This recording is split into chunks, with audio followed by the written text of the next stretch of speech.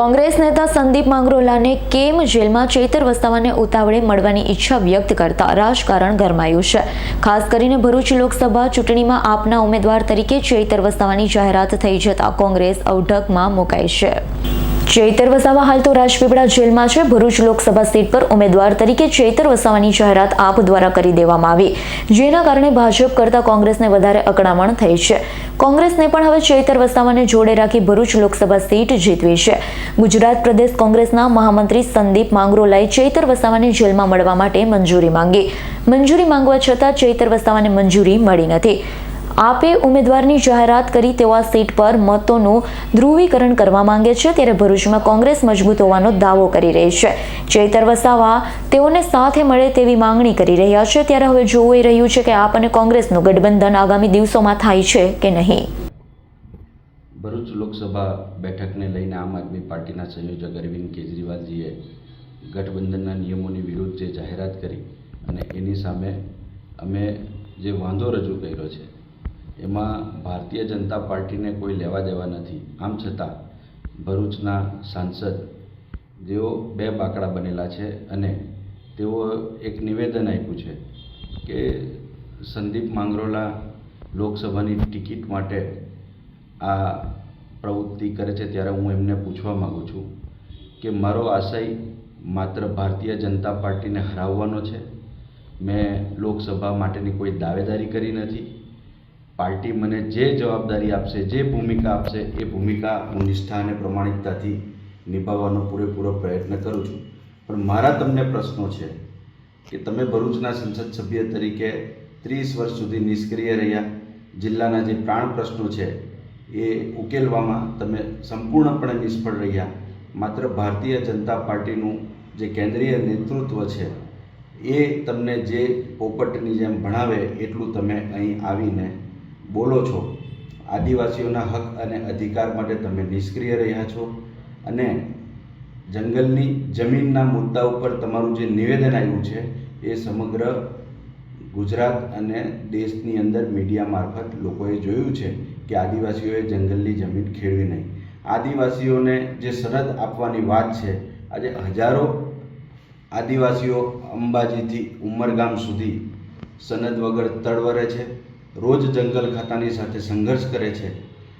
ત્યારે આમાં તમારી જે ભૂમિકા હોવી જોઈએ એક આદિવાસી સંસદ સભ્ય તરીકે એ તમે ભજવી શક્યા નથી। માત્ર ભાજપ પાર્ટીને જે મજબૂત કરવા માટેના તમારા નિષ્ફળ પ્રયત્નો છે એ અત્યારે તમારી વાણીમાં દેખાઈ આવે છે।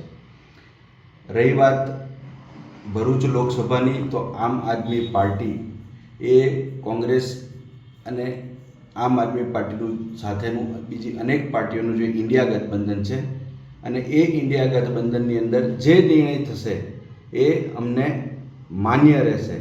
પરંતુ ભરૂચ લોકસભામાં ફરી હું રિપીટ કરવા માગું છું કે આમ આદમી પાર્ટીનો કોઈ જનાધાર નથી અને જે રીતે ભારતીય જનતા પાર્ટીને સરળ થાય રસ્તો, એના માટે આદિવાસી મતદારોનો જે વિભાજિત કરવાનું કાવતરું છે એનું કાવતરાનો ભોગ આદિવાસી યુવાન ઉભરતા નેતા તરીકે ચૈતર વસાવા નહીં બને, એના માટેનું મારું એમનું સૂચન છે। અને એટલા જ માટે ચૈતર વસાવાને પણ મળી અને આદિવાસી મતદારોમાં વિભાજન ન થાય એવી કોઈ પ્રવૃત્તિ તમારા મારફત ન થાય એવી વાત હું એમને પહોંચાડવા માગું છું। મેં રાજપીપળાની જેલ ઓથોરિટીને પણ મુલાકાત માટેનો સમય માગી અને એમને મળવા માટેની વિનંતી કરી છે, પરંતુ જેલ ઓથોરિટીએ પણ મળવા માટેનો મને લેખિતમાં પત્ર આપી ઇનકાર કરેલો છે।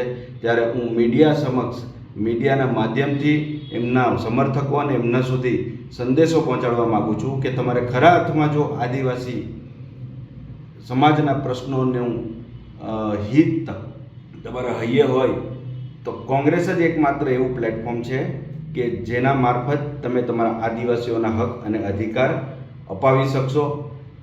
આમ આદમી પાર્ટીનું કોઈ વજૂદ આ ભરૂચ લોકસભામાં નથી, અન્ય રાજ્યોની ચૂંટણીઓમાં પણ જે અત્યારે આપણે રકાસ જોયો છે, નોટા કરતાં પણ ઓછા મતો આમ આદમી પાર્ટીને મળેલા છે।